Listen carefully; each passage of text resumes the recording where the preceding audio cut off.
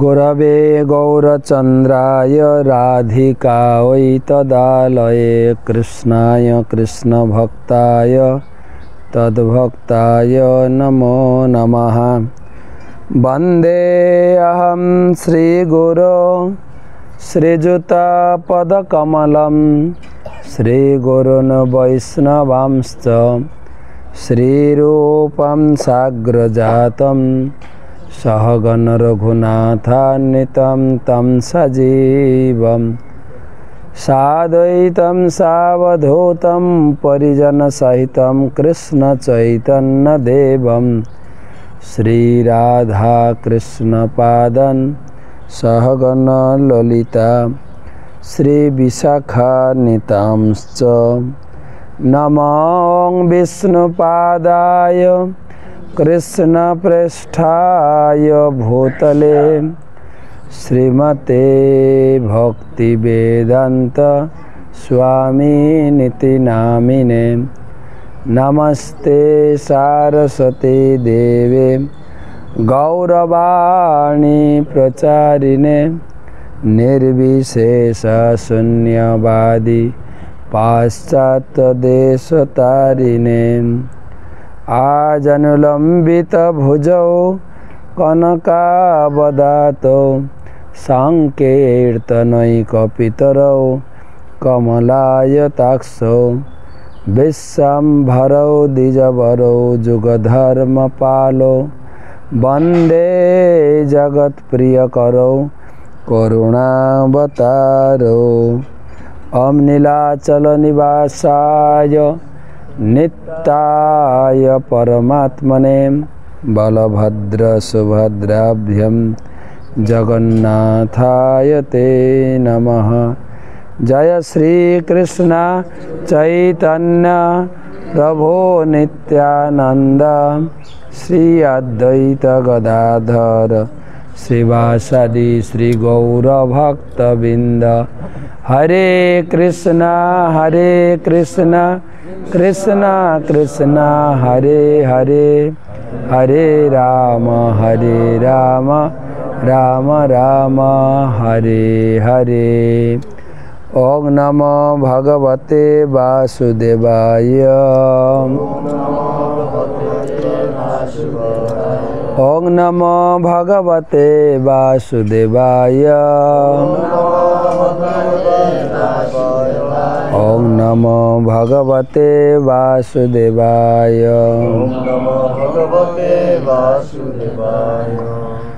नारायणं नमस्कृत्य नरं चैव नरोत्तमं देवीं सरस्वतीं व्यासं ततो जयमुदीरयेत्।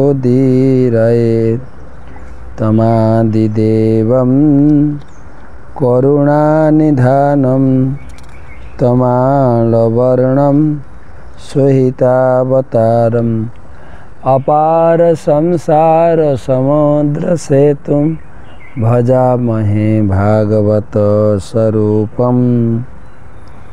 ग्रंथराज श्रीमद् भागवतम चतुर्थ स्कंदे 16विंशति अध्याय आजकेर आलोचना त्रयोविंशति श्लोक थेके श्लोक नम्बर 23।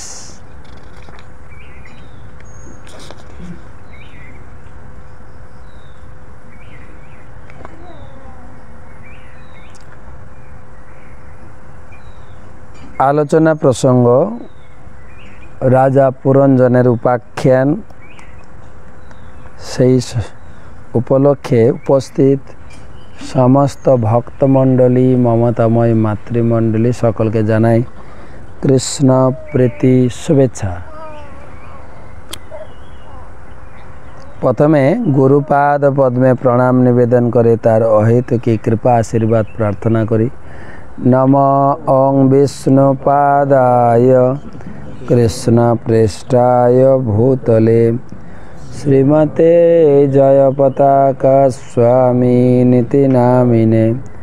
नमो आचार्य पादाय निताय कृपा प्रदायिने गौर कथा धामदाय नगर ग्राम तारिणे। भागवत महत्व उक्तं भागवतं नित्यं कृतं च हरिचिन्तयं तुलसी पसनं चैव धेनुनां सेवनं समम। नियमित भागवत पाठ धेनुदानेर समतुल्य एवं तुलसी सेवन एवं हरिचिंतनेर समतुल्य।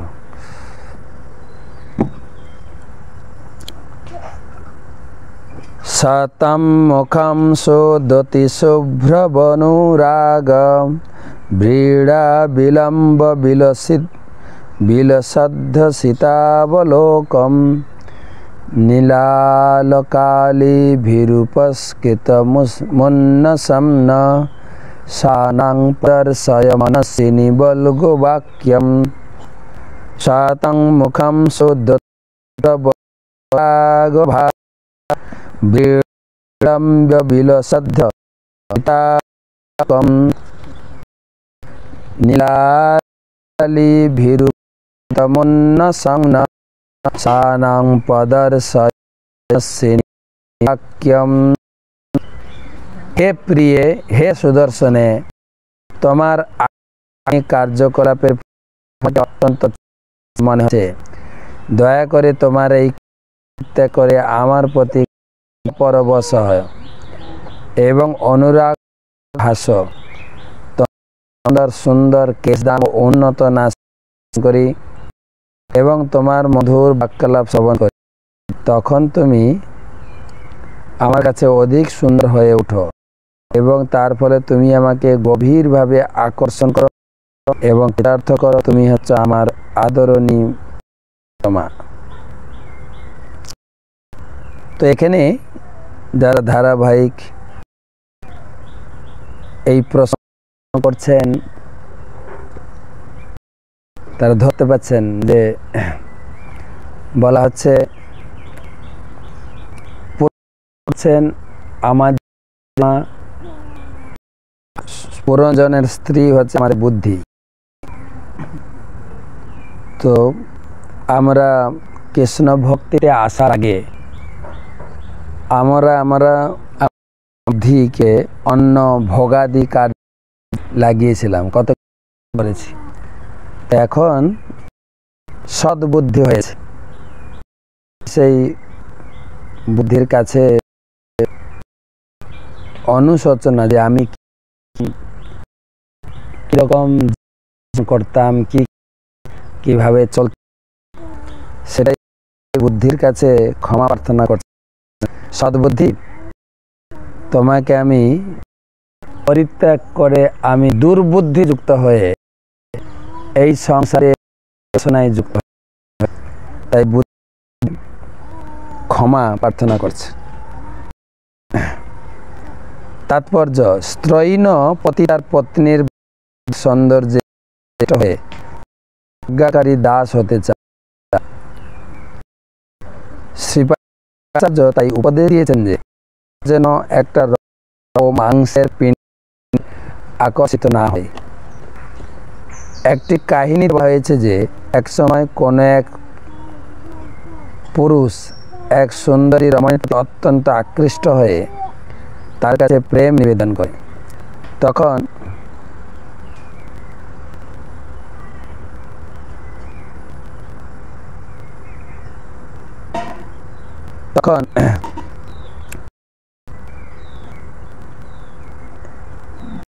সেই রমণীটি তার সৌন্দর্যের উপাদানগুলি তাকে কল্পনা করে।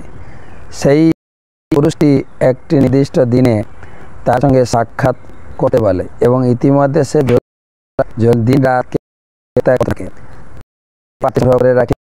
রাত্রে সেই পুরুষটি তার সঙ্গে সাক্ষাৎ, তখন সেই সুন্দরী রমণীর পরিবর্তে সে যখন যার সঙ্গে তার সাক্ষাৎ হওয়ার কথা ছিল, সুন্দরী রমণীটি কোথায়, তখন সে উত্তর দেয় আমি।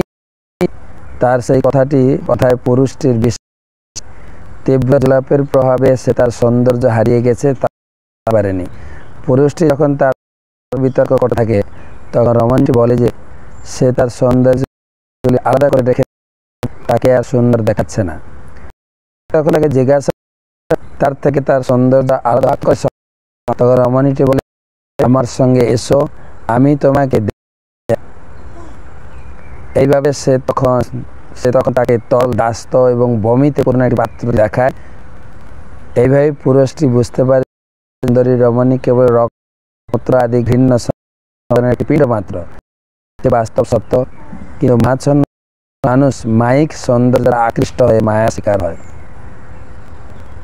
তো এই শ্লোকটা আমরা কালকে পড়ছিলাম এবং শিল প্রভুপাদ যে তাৎপর্য ব্যাখ্যা করেছেন, প্রভুপাদ বোঝাতে চাইছেন আমরা অনেক সময় এই জগতে হয়ে যাই, বিশেষ করে স্ত্রী পুরুষ, বিশেষ করে মহিলাদের সৌন্দর্য। তো এখানে কাহিনী বলছেন যে একে অপরের প্রতি হওয়া উচিত। ভগবান কখনো কখনো প্রতি বাস্তবতা দেখা যায়। ঘটনা যে সুন্দর মেয়ে, তার প্রতি একটা পুরুষ বলছে যে আমি তোমাকে বিবাহ করতে চাই, আই লাভ ইউ। তখন সুন্দর রমণ বলছে তুমি এক সপ্তাহ সঙ্গে কথা বলবো। তো এর ভিতরে সে জলাপ খেয়েছে, এক প্রকার ওষুধ জলাপ, প্রচুর পরিমাণে পায়খানা করেছে আর বমি করে হয়ে গেছে, সৌন্দর্যটাকে হারিয়েছে। আর ওই বোনাকে পাত্রে ঢুকিয়ে রেখেছে। তখন এক সপ্তাহ ছেলেটি এসেছিল, এসে মেয়েটাকে খুঁজছে যে সুন্দরী মেয়েটি কোথায়। তখন বলছে আমি তো সেই মেয়ে। না না, আমি যে সুন্দরী মেয়েটি দেখি সেটা তো তুমি না। বলছে আমার সৌন্দর্য তোমাকে দেখাবো, আসো। তখন যে পাত্রে রাখা ছিল পায়খানা দেখেছে, এটা হচ্ছে আমার। তখন তার এই যে শারীরিক সৌন্দর্য এবার এটা রক্ত মলমূত্রের সৌন্দর্য, তা আমরা যেন এই মাইকার না হয়ে ভগবানের সৌন্দর্যের প্রতি যেন আকৃষ্ট হতে পারি। রাজা পুরঞ্জন তার মহিষীর কাছে প্রার্থনা করে যেন তার পূর্ব সৌন্দর্য প্রকাশ করেন। তিনি তাকে পুনরুজ্জীবনের চেষ্টা করেছিলেন। ঠিকভাবে জীব তার আদি চেতনা পুনর্জাগৃত করার চেষ্টা করে। তা যা তাই এখানে এই রূপক কাহিনীতে বোঝানো হয়েছে যে আমরা আমাদের বুদ্ধি ছোটরা তারা অত্যন্ত সরল, আমরাও ছিলাম তো কি, কিন্তু যত বড় হয়েছে আমার বুদ্ধিটা দূষিত হয়েছে। ছোটবেলায় এই যে সরলতা এর সঙ্গে বলা হয়েছে তাই বৈষ্ণবরা যে যতটা সরল সে ততটা। আমার এখন রয়েছি আজকে, এখন আমি বসে পাঠ পুরে চাপ। তো আজকে আমরা দেখি বাংলাদেশের লোক খুব সরল, যা যা আলোচনা করা হয় সব সরলভাবে স্বীকার করে এবং শ্রদ্ধা ভক্তি কত সুন্দর, কিন্তু তো অনেকটা আবেগে পরিণত হয়ে যায়। আবেগ আমরা দেখেছি এই কৃষ্ণ ভক্তি প্রচারের ক্ষেত্রে আমরা যা বোঝাই সেটা সরলভাবে স্বীকার করে নেয়, করতে শুরু করে, জপ করতে শুরু, আবার অন্য কেউ এসে বোঝালে ওটাও গ্রহণ করে। আবেগ তো আমি বুঝাতে সরলতাই বাংলাদেশের লোক এমনিতেই ভক্ত, তাদেরকে ভক্তি প্রচার করতে লাগে না। তারা ছোট থেকে এই ভক্তি শিখছে আমার কাছ থেকে। ছোট ছোট মেয়েরা দিতে শিখে যাচ্ছে মাকে দিকে। শুধু কিছু সহজিয়া লোক তাদেরকে সহজ পথে পরিচালিত বৈষ্ণব ধর্মটাকে একটু দূষিত করে ফেলেছে। হ্যাঁ, মাছ মাংস খাওয়া এবং বৈরাগী ঘর থেকে বেরিয়ে যাচ্ছে স্ত্রীকে ত্যাগ করে, কিন্তু বাইরে গিয়ে আবার কিছু বিধবা মহিলাদের নিয়ে সেবাদাসী নিয়ে ঘুরছে। সহজিয়া, যেটা ভক্তিবিনোদ ঠাকুর অত্যন্ত কঠোরভাবে প্রতিবাদ করেছেন। ঘরে বসে বাউল হও রে ভাই, কেন করবি দুষ্ট আচরণ। তো সেটাই সরল ভাব হচ্ছে বৈষ্ণব। ভক্তিবিনোদ ঠাকুর লিখেছেন সরল হতে হবে, যতটা বৈষ্ণব হবো আমরা ততটা সরল। তাই এখানে বলছেন আমার সেই সরল কৃষ্ণ ভক্তি যেটা সুন্দর, সেটাকে আমি ফিরে পেতে চাই। তাই এই দুর্বুদ্ধির কাছে আমি পরাজিত হয়ে ভোগ বুদ্ধিতে যুক্ত হয়ে গেছিলাম। এখন সেই শুদ্ধ বুদ্ধির কাছে প্রার্থনা করছেন, তুমি আগের মতো হয়ে যাও, যেন আগের মতো সরল হয়ে আমি যেন কৃষ্ণ নাম করতে পারি।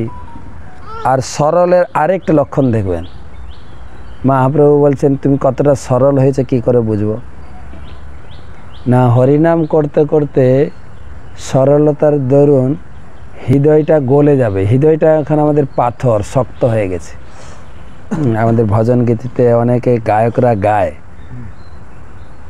হৃদয় পাথর গলল না যে।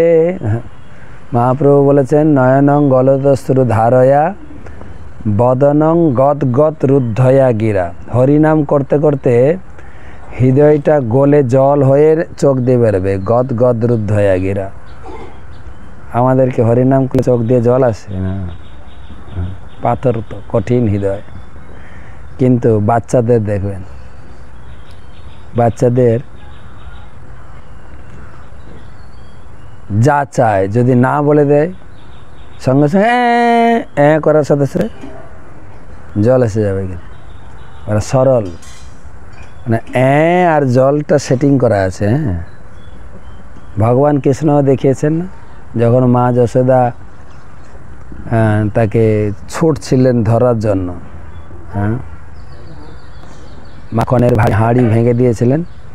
যশোদা ভি আলোক লাভ ধব মানম পরামিষ্ট মাতম তত দ্রুত গোপা।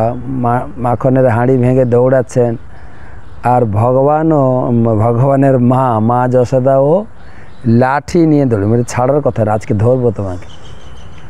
আর ধরেছেন, বাম হাতে ধরেছেন, ডান হাতে লাঠি, পিটাবো তোমাকে।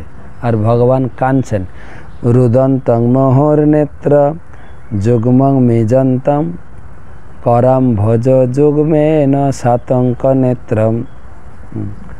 তখন ভগবান কাঁদতেন, রুদন্তং মোহর, ঝরঝর করে জল নামছে। তো যে যতটা সরল হবে হরিনাম করতে করতে তার চোখে জল আসবে, সেটাই হচ্ছে লক্ষণ। শিশুদের দেখা যায় না, মায়েদের তো অভ্যাস, শিশুরা যা বলবে, যা চাইবে, যা দাবি করে, মায়েদের কি উত্তর? না। শিশুরা কি বলে তাও শুনে না মা, কিছু মুখ থেকে বেরোনোর না, না বললাম না, মায়েদের অভ্যাস।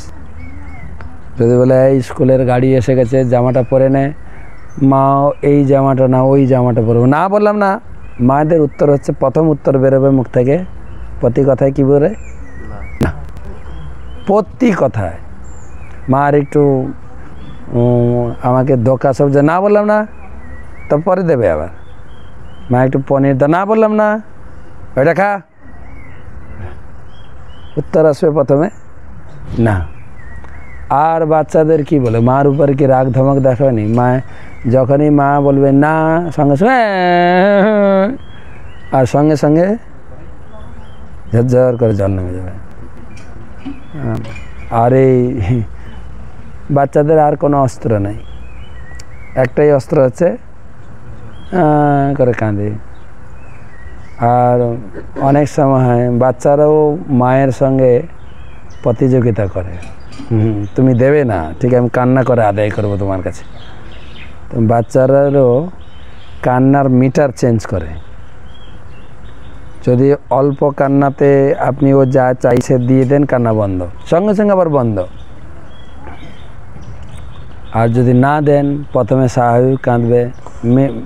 বাচ্চারা বিভিন্ন টিউনে কাঁদে, দেখবেন বিভিন্ন টিউনে, সব একই রকম কাঁদে না। হ্যাঁ, যেতে চাইছে,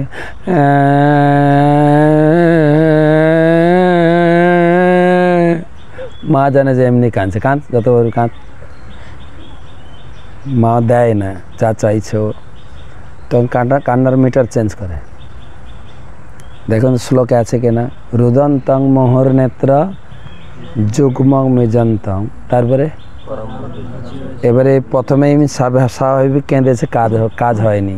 গোপাল দেখিয়েছেন মাকে বাচ্চারা কীরকম কাঁদে, গোপাল তো একদম পাক্কা বাচ্চার অভিনয় করছেন, তো অভিনয় মানে একদম পাক্কা অভিনয় করেছে।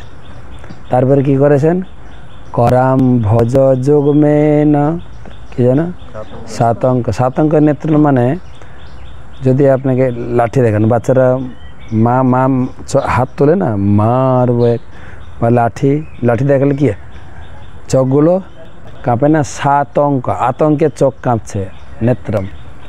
আর কি প্রথমে স্বাভাবিক কেঁদেছিল, দ্বিতীয় কান্না চালু হয়েছে कराम भज, মাকে দেখে দেখে চোখ রোগুড়ে উড়ে কাঁদবে। প্রথমে এমনি কেঁদেছে, কাজ হয়নি, এবারে মাকে দেখে দেখে কাঁদে, বাচ্চারা এমনি কাঁদে না, মা দেখছে মা নেই, কান্না বন্ধ, মা যে এসে গেল মা নেই, আবার কান্না, শুধু মার কাছ থেকে আদায় করার জন্য। এটা হচ্ছে দ্বিতীয় স্টেপ। তো তৃতীয় স্টেপ, তাও যদি মা অনেক সময় এত রেগে যায়, কত কাঁদবি, কাঁদ না, বাচ্চাও ছাড়ে না, ঠিক আছে, আমিও তোমার কাছে আদায় করব। এবারে কীভাবে কাঁদে, তৃতীয় লাইনে কি আছে, মহশ্বাসকম্প ত্রিরেখাঙ্ক কণ্ঠ আছে না। এবারে মার সামনে লাস্ট অস্ত্র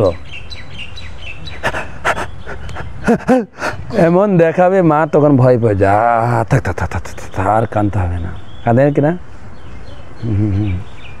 এখানে বাচ্চারা সরল, আর যখন হট হয়ে যায় মার সঙ্গে একদম। এখানে বলা হচ্ছে যে আমাদের সেই পুরানো শুদ্ধ চেতনাকে ফিরে পেতে হবে। কতটা আমি সরল ছিলাম, কত সরলভাবে কৃষ্ণ ভক্তিটাকে গ্রহণ করেছিলাম। তস্মিন দধে দমমহম তব বীর পত্নী জহনত্র ভূসুর কুলাৎ কৃতকিল্লি সত্যম সস্তম পশ্যে নবীত ভয়মোন্মোদিতম ত্রিলোক্যম মন্নত্র বৈ মুররি পরিতরত্দাসাৎ। হে বীর পত্নী, হে শুভবুদ্ধি, আমাকে তুমি বলো, কেউ কি তোমাকে অপমান করেছে? সেই ব্যক্তি যদি ব্রাহ্মণ কুলোদ্ভূত না হয়, তাকে আমি দণ্ড দিতে প্রস্তুত। মুরারিপু শ্রীকৃষ্ণের সেবক ব্যতীত এই ত্রিলোকে আমি আর কাউকে ক্ষমা করব না।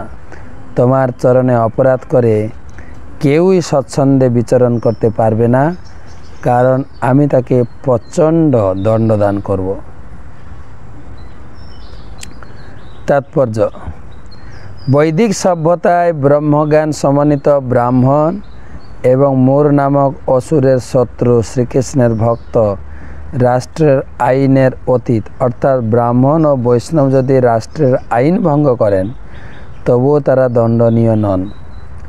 ব্রাহ্মণ ও বৈষ্ণবেরা কখনো রাষ্ট্রের অথবা প্রকৃতির আইন অমান্য করেন না, কারণ তারা এইভাবে আইন ভঙ্গ করার পরিণতি খুব ভালোভাবেই জানেন। যদিও কখনো কখনো মনে হতে পারে যে তারা আইন ভঙ্গ করছেন, তবুও তারা দণ্ডনীয় নন। নারদমুনি প্রাচীন বহির্সৎকে উপদেশ দিয়েছেন। রাজা পুরঞ্জন ছিলেন প্রাচীন বহির্সতের প্রতীক। নারদমুনি রাজা প্রাচীন বহির্সৎকে তার পূর্বপুরুষ পৃথু মহারাজের কথা মনে করিয়ে দিয়েছেন। তিনি কখনো ব্রাহ্মণ অথবা বৈষ্ণবকে দণ্ডদান করেননি। এখানে আরেকটা শিক্ষা প্রভুপাদ দিয়েছেন যে ব্রাহ্মণকে সম্মান করতে হবে। আমরা গতকালকের ক্লাসেও আলোচনা করেছি। অনেক সময় আমরা যারা বৈষ্ণব হয়েছি, বৈষ্ণব ধর্মে প্রবেশ করেছি বা বৈষ্ণব হয়েছি, আমরা কখনো কখনো ব্রাহ্মণের উপরে 2-4 কথা বলে ফেলি। হ্যাঁ, জন্মগত ব্রাহ্মণ ঘরে জন্মালে কি ব্রাহ্মণ হওয়া যায় নাকি? বৈষ্ণব হতে হবে, নিরামিষ খেতে হবে, শুদ্ধ হতে হবে না। জন্মসূত্রেও অনেক উন্নত, তিনি অনেক উন্নত। কেননা বেদে বলা হয়েছে ব্রাহ্মণাৎ মুখত আসিত, ব্রাহ্মণের জন্ম হয়েছে ভগবানের মুখ থেকে। আর ক্ষত্রিয়ের জন্ম হয়েছে বাহু থেকে, ভগবানের বাহু থেকে। বৈশ্যের জন্ম হয়েছে উদর থেকে, আর শূদ্রের জন্ম হয়েছে আমাদের ভগবানের চরণ থেকে। তা আমরা ব্রাহ্মণ না বৈশ্য না ক্ষুদ্র? যদিও বলা হয়েছে কলিযুগে জন্মসূত্রে সবাই শূদ্র। শূদ্রের পরিচয়টা কি? না, আমি শূদ্র নয়। শূদ্রের ব্রাহ্মণের কাজ হচ্ছে পূজা অর্চনা করা, ক্ষত্রিয়ের কাজ হচ্ছে রাজ্য শাসন বা মন্ত্রী, এইরকম ধরনের কিছু রাজনৈতিক নেতা হবে। বৈশ্যর কাজ হচ্ছে বিজনেস করবে, বিজনেস করে সবার পেট ভরাবে, টাকা ইনকাম করে বৈশ্য। শূদ্রের কাজ হচ্ছে চাকরি করা। তা আমরা কোনটার প্রতি বেশি আসক্ত? পড়াশোনা করব আর হ্যাঁ সবাই শূদ্র, এই তো লক্ষণ শূদ্র। তা আমরা শূদ্র হয়ে কেন ব্রাহ্মণের দুর্নাম করব? যারা ব্রাহ্মণ ঘরে জন্মেছেন নম্রভাবে বলতে পারি যে আপনি হরিনাম করুন বা আমাকে আশীর্বাদ করুন যেন ভগবানের ভালো করে সেবা করতে পারি, সেটা ঠিক আছে। ব্রাহ্মণকে সম্মান করতে হবে। ভগবানের প্রণাম মন্ত্রে বলা হয়েছে নম ব্রাহ্মণ্য দেবায় গো ব্রাহ্মণ হিতায় জগদ্ধিতায় কৃষ্ণায় গোবিন্দায়। এই গোবিন্দ কৃষ্ণ হচ্ছেন ব্রাহ্মণ এবং গাভীদের হিতাকাঙ্ক্ষী। বলেন তা আমার হিতাকাঙ্ক্ষী, ব্রাহ্মণদের হিতাকাঙ্ক্ষী। তাই এখানে বলা হচ্ছে ব্রাহ্মণ বৈষ্ণবদের সম্মান করা উচিত। মানুষের শুদ্ধ বুদ্ধি বা শুদ্ধ কৃষ্ণ চেতনা জড়জাগতিক কার্যকলাপের প্রভাবে দূষিত হয়ে যেতে পারে। দান ধ্যান যজ্ঞ পুণ্যকর্ম আদি শুদ্ধ চেতনাকে জাগরিত করা যায়, কিন্তু ব্রাহ্মণ অথবা বৈষ্ণবের প্রতি অপরাধ করার ফলে কৃষ্ণ চেতনা আরও দূষিত হয়ে যায়। তখন তা পুনর্জাগরিত করা অত্যন্ত কঠিন। আমাদের চেতনা শুদ্ধ ছিল, আমরা এখনই আলোচনা করলাম, শিশুদের মতো চেতনা ছিল। আর শিশুদের চেতনা এত সরল, তারা যা দেখে সেটাই স্বীকার করে। আমি যদি প্রণাম করি, অনেকে চিন্তা করুন প্রণাম করছে মা, কিন্তু যদি মা প্রণাম করে শিশু প্রণাম করে না? ওটা মানে আমাকে করতে হবে। মা প্রণাম করার সাথে সাথে শিশু প্রণাম। মা বাবা যেটা করে সেটা দেখেও শিখে যায়। প্রভুপাদ তো পূজা শিখেছেন বাবার পূজা দেখে দেখে। বাবা বড় বস্ত্র ব্যবসায়ী ছিলেন এবং তিনি প্রতিদিন দোকান বন্ধ করে রাত্রে ফিরতেন, আর তখন অভয় শুয়ে পড়তেন। কিন্তু বাবা রাত্রে ভোগ নিবেদন করতেন, রাধা গোবিন্দকে আরতি করতেন। সে ঘন্টির শব্দ শুনে অভয় আবার উঠে পড়তে, আর বাবার পিছনে দাঁড়িয়ে দাঁড়িয়ে দেখে শিখেছেন বাবা কীরকম আরতি করছেন, কবার ঘোরাচ্ছেন প্রদীপ, দেখে দেখেছি। তখন বাবাকে বায়না দিল, বাবা আমাকে ঠাকুর কিনে দাও না, আমি পূজা করব। তাই নাকি? ঠিক আছে, আমার কাছ থেকে সরলভাবে শিখেছে। এবং সারা পৃথিবীতে প্রচার করার সময় বাবার কথা অনেক জায়গায় বলেছে। আমি যা কিছু করেছি, মন্দির বানিয়েছি, সারা বিশ্বে প্রচার করেছি, এটা আমার বাবা শিখিয়েছে। সব আমার বাবার কৃতিত্ব। তো সেই শুদ্ধ চেতনা দূষিত হয়ে গেছে। এখন আমরা অনেকটা সরলতা হারিয়েছি, সহজভাবে সব কিছু গ্রহণ করি না। তো কখনো যদি ধ্যান তপস্যা করে আবার সেই সরলতাকে ফিরিয়ে আনা যায়, দূষিত চেতনাকে শুদ্ধ করা যায়। কিন্তু ব্রাহ্মণের চরণে অপরাধ বা বৈষ্ণবের চরণে অপরাধ করলে সেই কৃষ্ণ চেতনা আরও এত দূষিত হয়ে যায়, ভক্তিতে অগ্রগতি লাভ করা যায় না। শ্রী চৈতন্য মহাপ্রভু বলেছেন, বৈষ্ণব অপরাধকে হাতিমাতা অপরাধ বলে বর্ণনা করেছেন। পাগলা হাতি যেমন কোনো বাগানে ঢুকলে যেমন বাগানটি তছনছ হয়ে যায়, তেমনি বৈষ্ণব অপরাধের ফলে ভক্তিলতা ছিন্ন ভিন্ন হয়ে যায়। তাই ব্রাহ্মণ ও বৈষ্ণবের চরণে অপরাধ যাতে না হয়, সেই জন্য অত্যন্ত সতর্ক থাকতে হবে। কিন্তু একটা কথা বললাম না, আমরা বাংলাদেশের লোক এত সরল, আবার কেউ এই সম্মান করছি বৈষ্ণবদের, এত সম্মান, এত অভ্যর্থনা, ফুল টুল ছড়িয়ে একদম শঙ্খ টঙ্ক বাজিয়ে নিয়ে আসবো। আবার কেউ যদি একটু বলে দেয় তুমি এত সম্মান করছো, ওকে জানো ওর ব্যাপারটা, তাই নাকি, আবার নিন্দা বন্ধ চালু হলো। সরলভাবে গ্রহণ করতে সব, আবার নিজেদের মধ্যে গালাগালি দেয় একদম সোশ্যাল মিডিয়াতে। এটা হচ্ছে আবেগ। সেই জন্য এখানে বলা আছে খুব সাবধান, বৈষ্ণব অপরাধ যেন না করি। বৈষ্ণব অপরাধকে পাগলা হাতির সঙ্গে তুলনা করা হয়েছে। পাগলা হাতি যেরকম বাগানে ঢুকলে বাগানটা তছনছ হয়ে যায়, বৈষ্ণব অপরাধ একবার মাথায় ঢুকলে সব কিছু ভক্তিলতা ছিঁড়ে যাবে, ছিন্ন বিচ্ছিন্ন হয়ে যায়। তাই ব্রাহ্মণ ও বৈষ্ণবের চরণে যাতে অপরাধ না হয় সেজন্য অত্যন্ত সতর্ক থাকা উচিত। ব্রাহ্মণ কথাটা জোড়া আছে, কিন্তু আমরা খুব সতর্ক থাকি যেন। জন্মগত ব্রাহ্মণ হলে আবে আপনি কিসের ব্রাহ্মণ, এরকম আপনি বলতে পারবেন না।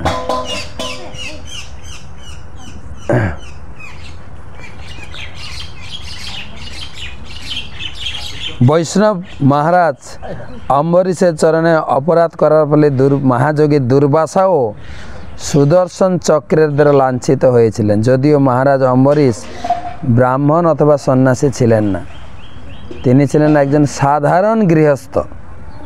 মহারাজ অম্বরীশ ছিলেন বৈষ্ণব, তাই তার চরণে অপরাধ করার ফলে দুর্বাসা মুনিকে কঠোর শাস্তি ভোগ করতে হয়েছিল।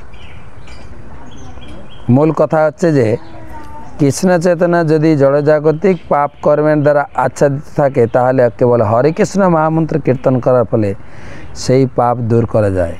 কিন্তু কারো কৃষ্ণ চেতনা যদি ব্রাহ্মণ ও বৈষ্ণবের চরণে অপরাধ করে কলুষিত হয়, তাহলে যতক্ষণ পর্যন্ত না সে বৈষ্ণব বা ব্রাহ্মণের চরণে ক্ষমা ভিক্ষা করে এবং তার প্রসন্নতা বিধান করে, সে অপরাধ থেকে মুক্ত না হওয়া হয়, ততক্ষণ কৃষ্ণ প্রেম পুনর্জাগরিত করা যায় না। আমাদের বলে যে আমি জপ করছি, আমি ভাগবত পড়ছি, আমি বৈষ্ণব, কিন্তু ব্রাহ্মণ বৈষ্ণবের চরণে অপরাধ করার ফলে আমার বৈষ্ণবতা অ্যাকাউন্ট বন্ধ হয়ে যায়। যেরকম বলে না, অনেক সময় ব্যাংকের অ্যাকাউন্ট ক্লোজ হয়ে যায়, হয় বাংলাদেশে, আবার গিয়ে খুলতে হয়। সেই রকম ব্রাহ্মণের চরণে বৈষ্ণবের চরণে অপরাধ হলে অ্যাকাউন্ট ক্লোজ হয়ে যায়, আবার সেই ব্রাহ্মণের চরণে অপরাধ ক্ষমা চাইতে হবে। তিনি যদি ক্ষমা করেন তবে অ্যাকাউন্ট খুলবে, নাহলে ক্লোজ।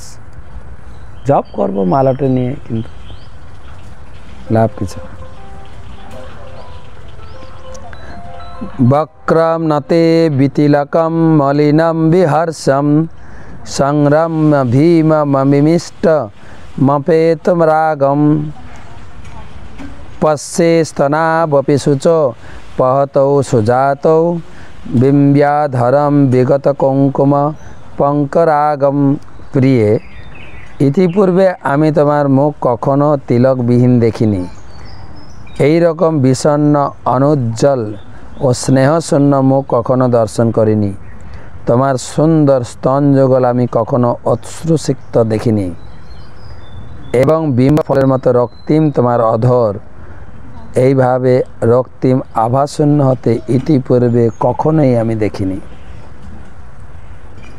স্ত্রীলোকেরা যখন তিলক ও সিঁদুরের দ্বারা ভূষিত থাকেন, তখন তাদের খুব সুন্দর দেখায়। তাদের ঠোঁট যখন কেশর ও তাম্বুলের রঙে রক্তিম হয়ে ওঠে, তখন তা খুব আকর্ষণীয় ওঠে। কিন্তু মানুষের চেতনা এবং বুদ্ধি যখন উজ্জ্বল কৃষ্ণ চেতনাবিহীন হয়, তখন এতই বিষণ্ণ ও কান্তিহীন হয়ে যায়, তীক্ষ্ণ বুদ্ধি থাকা সত্ত্বেও তা থেকে কোনো লাভ হয় না। এখানে উপমা দিয়ে বোঝানো হচ্ছে, যেরকম মায়েরা তাদের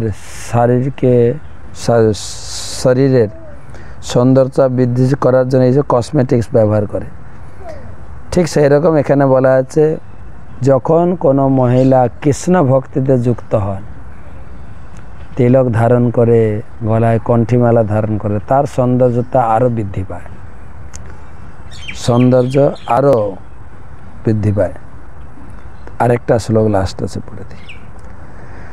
তন্মে প্রসীদ সুহৃদ কৃতকেল্লিশস্য শৈরাম গতস্য মৃগয়ম ব্যসনাতুরস্য কাদেবরম বশগতম কুসুমাস্ত্রবেগ বিস্রস্তপৌ স্নমুসতি ন ভজেত কৃত্যে। হে রানী, আমার পাপ পুণ্য বাসনার ফলে আমি তোমাকে জিজ্ঞাসা না করে বনে শিকার করতে গিয়েছিলাম, তাই আমি তোমার কাছে অপরাধ করেছি। তবুও আমাকে তোমার সবচাইতে অন্তরঙ্গ ভৃত্য বলে মনে করে আমার ত্রুটি মার্জনা করে আমার প্রতি প্রসন্ন হও। বাস্তবিক পক্ষে আমি অত্যন্ত দুঃখী, কিন্তু কামদেবের বাণের আঘাতে আমি অত্যন্ত কামার্তা হয়েছি। কোন সুন্দরী রমণী তার কামুক পতিকে ত্যাগ করে তার সঙ্গে মিলিত হতে অস্বীকার করবে? তাৎপর্য: স্ত্রী ও পুরুষ উভয়ই পরস্পরকে চায়। এটি হচ্ছে জড়জাগতিক অস্তিত্বের ভিত্তি। স্ত্রীলোকেরা সর্বদা সুন্দরভাবে নিজেদের সাজায় যাতে তারা তাদের কামার্ত পতিদের সন্তুষ্ট করতে পারে। কামার্ত পতি যখন পত্নীর কাছে আসে তখন পত্নী তার আক্রমণাত্মক আচরণ উপভোগ করে। স্ত্রীলোকেরা যখন পুরুষের দ্বারা আক্রান্ত, তা সে পতি হোক বা অন্য কোনো পুরুষ হোক, অত্যন্ত কামুক হওয়ার ফলে তার সে আক্রমণ উপভোগ করে। পক্ষান্তরে বলা যায়, যখন বুদ্ধির যথাযথ সদ্ব্যবহার হয় তখন বুদ্ধি ও বুদ্ধিমান ব্যক্তি উভয়ই গভীর তৃপ্তি অনুভব করেন। সে সম্বন্ধে ভাগবতে বলা হয়েছে, যখন বুদ্ধি দিয়ে আমরা কৃষ্ণ ভক্তি আলোচনা করি বা শুনি বা কিছু কৃষ্ণ ভক্তির কথা মনে রাখতে পারি, শ্লোক মুখস্থ করতে পারি, তখন খুব আনন্দ লাগে। বুদ্ধির আনন্দ। যৎ মৈথুনাদি গৃহমেধি সুখম হিতুচ্ছম কুণ্ড অনেন করয়োরিব দুঃখ দুঃখম। কর্মীদের প্রকৃত সুখ হচ্ছে যৌন জীবন। তারা গৃহের বাইরে কঠোর পরিশ্রম করে এবং সেই পরিশ্রমের তৃপ্তি সাধনের জন্য তারা গৃহে ফিরে মৈথুন সুখ উপভোগ করে। রাজা পুরঞ্জন বনে শিকার করতে গিয়েছিলেন। কঠোর পরিশ্রমের পর তিনি মৈথুন সুখ উপভোগ করার জন্য গৃহে প্রত্যাবর্তন করেছিলেন। কোনো মানুষ যদি গৃহ থেকে দূরে থেকে কোনো শহরে বা অন্য কোথাও সপ্তাহব্যাপী কার্য করে, তাহলে সপ্তাহ অন্তে সে ঘিরে ফিরে এসে তার পত্নীর সঙ্গে মৈথুন সুখ উপভোগ করার জন্য অত্যন্ত ব্যাকুল হয়ে পড়ে। সে কথা শ্রীমদ্ ভাগবতে প্রতিপন্ন হয়েছে। যৎ মৈথুনাদি গৃহ মেধি সুখম হিতুচ্ছম। কর্মীরা কেবল মৈথুন সুখ উপভোগ করার জন্য অত্যন্ত কঠোর পরিশ্রম করে। আধুনিক মানব সমাজে বিভিন্নভাবে অসংযত যৌন জীবন উপভোগ করার উপায় উদ্ভাবন করে, সেটিকে তারা উন্নতি বলে মনে করে। পাশ্চাত্য দেশগুলিতে তা অত্যন্ত প্রবলভাবে প্রকটিত হয়েছে। এখানে এই অধ্যায় সমাপ্ত হলো। ইতি শ্রীমদ্ ভাগবতের চতুর্থ স্কন্ধের পুরঞ্জনের মৃগয়া গমন এবং তার মহিষীদের ক্রোধ নামক ষড়বিংশতি অধ্যায়ের তার ভক্তিবেদান্ত তাৎপর্য